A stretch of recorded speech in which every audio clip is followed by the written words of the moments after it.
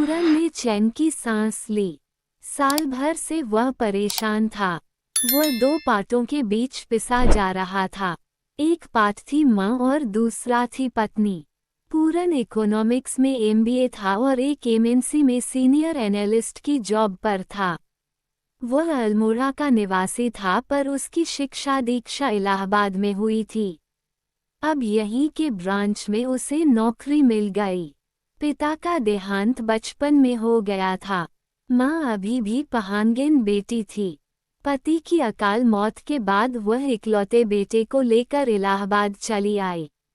उसने एक स्कूल में नर्सरी में आया का काम करके बेटे को उच्च शिक्षा दिलाई। पढ़ाई पूरी करने के बाद बेटे को नौकरी भी मिल गई। 2 साल पहले एक सुंदर लड़की देखकर माँ ने उसकी शादी भी कर दी। पत्नी का नाम तारा था। उसका पिता सचिवालय में विभागाध्यक्ष था। तारा हर दृष्टि से सुंदर थी। उसने हिंदी में प्रथम श्रेणी में एमए किया था। गृह कार्य में वह अधिक कुशल नहीं थी। पहाड़ी रीति रिवाज, खानपान, भाषा आदि से भी वह अपरिचित थी, क्योंकि उसके पूर्वज 3 पीढ़ी पहले लखनऊ आ बसे थे। अब तो वे पहाड़ों पर सैलानियों की भांति ही जाते थे। शादी के बाद तारा का 1 साल आनंद से बीता। वो कभी इलाहाबाद में रहती, कभी अपनी माँ के पास लखनऊ चली जाती। सास बहू दोनों ही एक दूसरे को तौल रही थीं, आपस में तालमेल बैठाने का प्रयत्न कर रही थीं। साल भर बाद जब जमकर साथ रहने का अवसर आया तो दोनों एक दूसरे की कसौटी पर खरी नहीं उतरीं। माँ का पहले से पूरन पर पूरा अधिकार था। 7 फेरे पड़ते ही जैसे किसी ने उसके अधिकार को चुनौती दे दी थी। उसे लगता जैसे बेटे पर उसकी पकड़ ढीली होती जा रही है। वो उसके हाथ से निकला जा रहा है। उसकी ओर कम ध्यान देता है। उसकी कम सेवा करता है। फुजूल खर्ची अधिक करता है और रात देर तक जाग कर अपना स्वास्थ्य चौपट कर रहा है। माँ को रात बहुत देर से और बहुत कम नींद आती। पास के कमरे से पूरन और तारा की गुटरगू देर रात सुनाई पड़ती रहती। माँ करवटें बदलती रहती और गठिया के दर्द को सहती रहती। माँ ने सोचा था कि बहू के आ जाने पर वह पलंग पर बैठी राज करेगी। उधर तारा की सबसे बड़ी कसक ये थी कि पूरन उसे कहीं हनीमून के लिए नहीं ले गया था। शादी जिंदगी में एक ही बार तो होती है। पूरन चंद उसे माँ के कारण ही हनीमून के लिए नहीं ले गया था। कहता रहा, माँ अकेली कैसे रहेगी। तारा सोचती, माँ कोई बच्चा है कि उसे बंदर उठा ले जाएगा। पति न हुआ दूध पीता बच्चा हो गया, जो हर समय मिमियाता रहता है। हर समय माँ का ही गुणगान करता रहता है। माँ की सेवा, माँ का त्याग, माँ का परिश्रम। कौन माँ अपने बच्चे के लिए ये सब नहीं करती। पशु पक्षी भी अपने बच्चों का ध्यान रखते हैं। माँ को जब देखो तब पहाड़ी गांव वाले व्यंजनों की रट लगी रहती है। उसने कई बार कहा है कि वो बनाना नहीं जानती, न ही उसे पसंद है, पर वो उन्हीं के गुण गाती रहती है। लखनऊ में तो तारा रोज शाम को घूमने निकल जाती थी, सहेलियों के साथ या भाइयों के साथ। यहाँ शाम को बोर होती। कितने कितने दिन हो जाते फिल्म देखे, शॉपिंग किए, घूमने गए। क्यों? कारण वही, माँ का पुछल्ला। माँ बोर न हो, पत्नी भले ही बोर होती रहे। टीवी या मोबाइल पर आखिर कितना कुछ क्या देखा जाए। हाथ पैर मारने के बाद तारा को एक प्राइवेट स्कूल में नौकरी भी मिल गई। माँ चाहती कि बेटा दिन भर का हारा थका आता है, घर पर आराम करे। पत्नी जानती थी कि दफ्तर में कोई चक्की तो पीसता नहीं है। माँ का मन करता है कि वह भी उन लोगों के साथ जाए।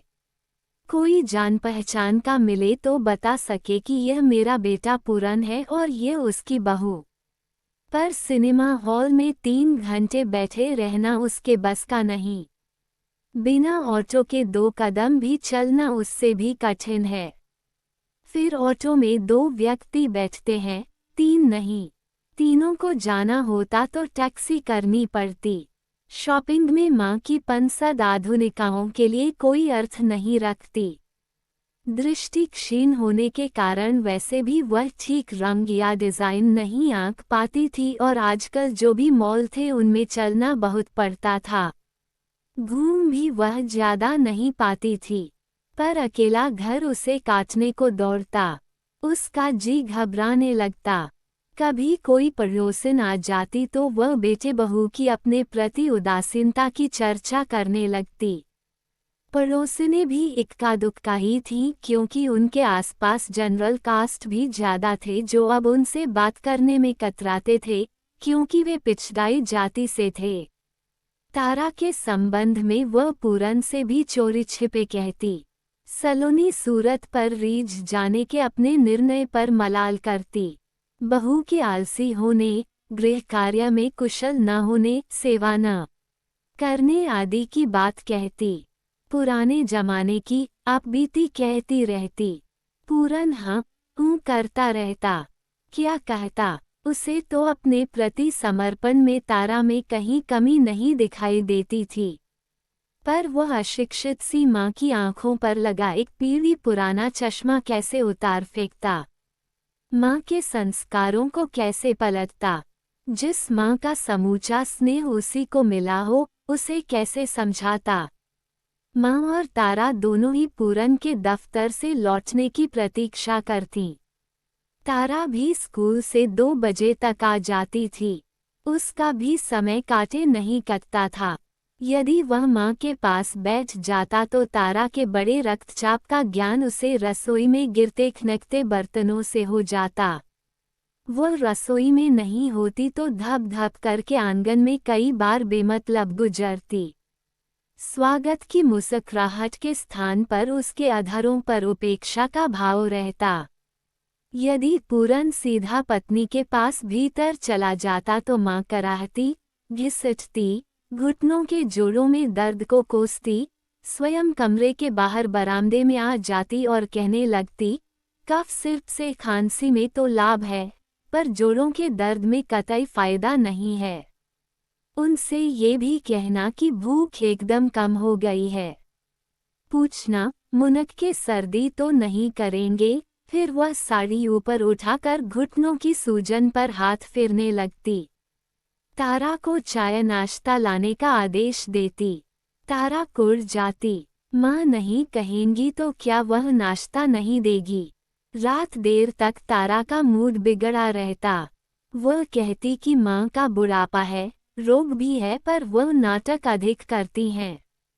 दिन में खुद 2 बार बाथरूम हो आती हैं, गैस पर पानी गर्म कर लेती हैं, पर पूरन के आते ही छिनकने लगती हैं।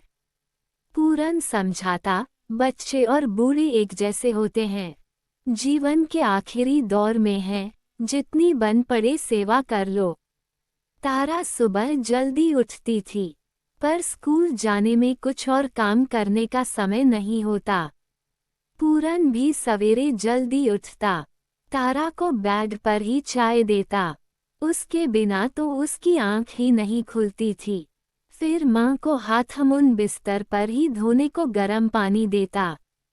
बाथरूम ले जाता, शेव बनाकर नहाता धोता और बाजार से दूध का पैकेट और सब्जी लेने चला जाता। उसी समय लौटकर नाश्ता करता और काम पर चल देता। शाम को हारा थका लौटता। चाय नाश्ते के बाद माँ के पास बैठता। उसके जोड़ों पर हाथ फेरता, तेल लगाता, दवा के बारे में पूछता, डॉक्टर की दवाई लाने की पेशकश करता। तारा तब तक खाना बनाती। पूरन माँ को गरम खाना खिलाता। दर्द अधिक बताती तो सिंकाई करता। उसे बिस्तर पर लिटाकर फिर अपराधी की तरह तारा के सम्मुख जाता। तारा खाना सामने रखती हुई कहती, मिल गई छुट्टी। सोने जाने से पहले पूरन फिर एक बार माँ को देखकर आता, दवाई देता। माँ तो यहाँ तक चाहती थी कि पूरन या तारा में से कोई एक रात को उसके ही कमरे में सोए, वो घूमा फिरा कर कहती, रात को आंख खुल जाती तो बहुत जी घबराता है। कोई पानी देने वाला भी नहीं होता। किसी दिन ऐसे ही तड़प तड़प कर मर जाऊंगी। कोई पास हो तो दर्द बढ़ने पर दवा तो मल सकता है। बाथरूम जाना होता है तो बिजली का स्विच खोलने में दीवार से टकरा जाती हूँ। पूरन कहता, माँ पुकार लिया करो न, बराबर के कमरे में ही तो हम सोते हैं। रात भर बिजली खुली रखा करो। पर रोशनी में माँ को नींद नहीं आती थी। वह आंखों की रही सही रोशनी से भी हाथ धो बैठने का डर बताती। पूरन की अपनी जिंदगी जैसे कुछ रह ही नहीं गई थी। भरसक दोनों की सेवा करता था, पर कोई भी उससे संतुष्ट नहीं था। तारा के लिए कपड़े लाता तो माँ का मुंह टेढ़ा हो जाता, मेरे लिए भी कफन ले आया होता। बढ़िया महंगी दवाएं तो लाता नहीं है और तारा को सदा शिकायत रहती, तुम्हारा सारा वेतन माँ की दवादारू पर खर्च हो जाता है और मेरे लिए हाथ तंग। पूरन के अपने शौक तो जैसे हिरन हो गए थे। उसका जी करता वह दोस्तों में बैठे गपशप करे। जब घर पर कम रहता तो चिक चिक भी कम सुनने को मिलेगी। आखिर कहता भी तो किससे, करता भी तो क्या, फिर कौन दर्द बांटता है। साल भर में पूरन चूप सा गया। दिन भर दफ्तर में खपता और शेष माँ व पत्नी में खप जाता। सास बहू का माध्यम बनेबने तो वह पिसता चला जाएगा। उसे लगा वह अब अधिक नहीं निभा पाएगा। एक शाम दफ्तर से लौटते समय मोहल्ले के बाहर पाक का जंगला पकड़कर वह 2 मिनट के लिए रुक गया। बच्चे खेल रहे थे, किलकारी मार रहे थे, दौड़ रहे थे। सबसे अधिक भीड़ झूलों पर थी। तभी उसकी दृष्टि सीसा पर संतुलन करती 2 छोटी लड़कियों पर पड़ी। स्थिर स्तंभ पर लंबा तख्ता लगा हुआ था। एक लंकी एक छोर पर और दूसरी लंकी दूसरे छोर पर बैठी थी। तख्ता किसी पक्षी के पंखों की तरह हवा में लहरा रहा था। एक लंका पास में खड़ा था। वो कभी एक छोर पर बैठ जाता, कभी दूसरे पर। जिस छोर पर वह बैठता वह नीचा हो जाता और दूसरा हल्का होने के कारण अनायास ऊपर उठ जाता। ऊपर जाती लंक की चीख पड़ती। लंका खुश होकर ताली बजाता, हंसने लगता। वो कूद पड़ता तो फिर संतुलन हो जाता। वो बारी बारी कभी इधर के कभी उधर के छोर पर बैठकर संतुलन बिगाड़ देता। जिधर वह बैठा होता उस छोर की लंकी स्वयं को सुरक्षित महसूस करती। दूसरी लंकी को अकस्मात ऊपर उठ जाने से गिरने का भय रहता। पूरनचंद विचार में डूब गया। यही स्थिति तो उसकी है। माँ के पास बैठता है तो पत्नीत्व डोलने लगता है और पत्नी के पास रहने में मातृत्व डगमगाने लगता है। यदि वह हट जाए, किनारा कर जाए तो दोनों संतुलित रह सकती है। उसे लगा कि असंतुलन का कारण यही है। रात भर वह कुछ सोचता रहा। अगले दिन उसने 1 माह की छुट्टी ली और मुंबई में एक मित्र के पास जाने का कार्यक्रम बना लिया। घर पर उसने कह दिया कि उसका मुंबई में तबादला हो गया है। फिलहाल अकेला जाएगा। मुंबई में मकान आसानी से नहीं मिलता। जब मकान की सुविधा हो जाएगी तब माँ व पत्नी को भी ले जाएगा। माँ परेशान हो गई। पूरन के बिना कैसे काम चलेगा? कौन उसकी सेवा करेगा? बोली, बेटा, तबादला रुक क्यों नहीं सकता? तरक्की पर जा रहा हूँ माँ, मार्केटिंग मैनेजर होकर। अवसर छोड़ दिया तो फिर आगे कोई नहीं पूछेगा। सारी जिंदगी एनालिस्ट में सड़ते रहना पड़ेगा। तारा अलग परेशान थी। कैसे रहेगी अकेली? और फिर माँ के साथ या मायके चली जाए। पर स्कूल की जॉब भी थी। कम पैसे मिलते थे तो क्या, समय तो कटता था और घर के खर्च पूरे होते थे। पर लोग क्या कहेंगे? दोस्त रिश्तेदार थूकेंगे। पीछे कहीं माँ दुनिया छोड़ गई तो मिट्टी खराब होगी। रात को आंसुओं से पूरन की छाती भिगोते हुए उसने भी वही बात कही, तबादला रुक नहीं सकता क्या? और पूरन ने वही उत्तर दोहरा दिया। आखिर पूरन चला गया। अगली सुबह तारा बिस्तर में ही थी कि सास चाय लेकर आ गई। तारा आश्चर्यचकित आंखें मलमल कर देखती रही। माँ ही थी। वो हड़बड़ा कर उठ बैठी। सास बोली, गरम पानी करने को गैस जलाई थी। सोचा, तेरी चाय भी बना दूं। घंटे भर बाद माँ सब्जी की टोकरी उठाती हुई बोली, ला तारा, सब्जी ला दूं। तू इतने में स्कूल जाने की तैयारी कर। दोपहर को क्या खाएगी? यहाँ तो ठेले वाला दोपहर को आएगा, वह भी बासी सब्जी लिए। बेचेगा भी महंगी। मसाला वसाला तो कुछ नहीं लाना है। डॉक्टर को अपना हाल बताकर दवाई भी लेती आऊंगी। तारा ने खोए खोए 500 का नोट बढ़ा दिया। माँ ने तो बेटे का काम संभाल लिया। वो बुदबुदाए। बाजार से लौटकर माँ अपने घुटनों पर तेल मलने बैठ गई। तारा ने जब झाड़ू पोंछा किया तो सास का कमरा भी साफ कर दिया। बिस्तर धूप में डाल दिया। पहले ये काम पूरन करता था।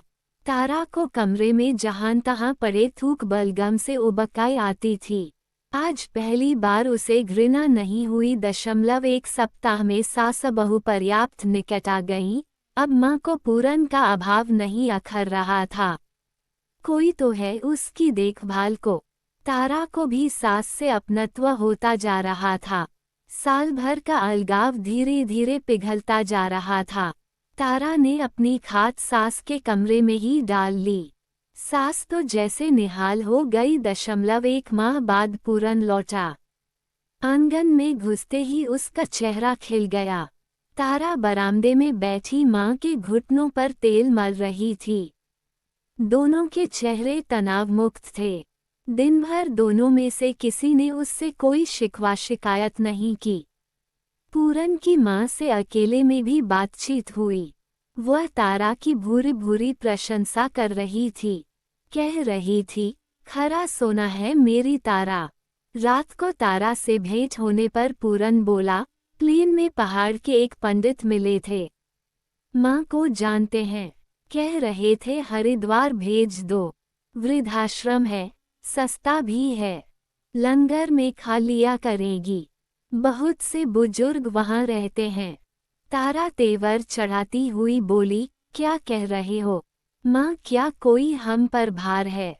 मैं उन्हें कहीं नहीं भेजने दूंगी। जब तक हैं, यहीं रहेंगी। पूरन की आंखों में खुशी के आंसू छलक आए। अगले दिन उसने घर पर बताया कि मुंबई की जलवायु माफिक न आने के कारण उसने इलाहाबाद अपने पुराने पद पर ही तबादला करा लिया है। सास और बहू के मुंह से एक साथ प्रसन्नता से निकला, सच।